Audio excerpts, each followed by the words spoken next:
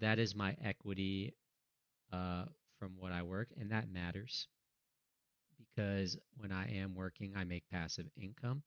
But let's go with just what I got paid a month ago in July. Remember, I work 14, so this is just 10 shifts.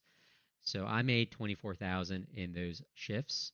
They do take a lot of that in taxes, but they also give me back those taxes because they put me on a bracket that I am not in because a lot of other doctors are millionaires. I'm not a millionaire.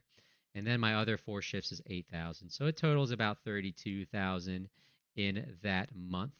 So do that kind of averages what in a year to 380,000, which is kind of what a typical internal medicine doctor makes in a normal sized city.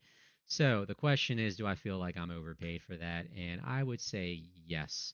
Just because I love my job, I don't feel too burnt out or stressed. I have 7 off, so that's a vacation week, and then another 7 off, 14 days off, which is great.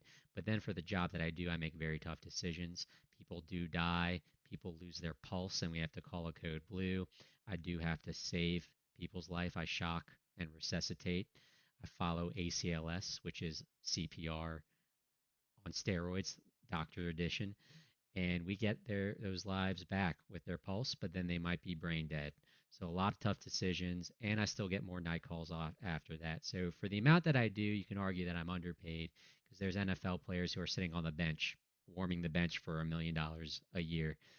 But just for me personally, I am trained very well that this is very comfortable for me, and I have many time to do things like this. So I feel very blessed for the job that I do, but I compensate for that by offering my patients the best care possible with the most up-to-date information possible and by keeping my margin of error very low and giving them the least toxic medicine that will be the most beneficial for their disease. That's it. Dr. Bojangles out.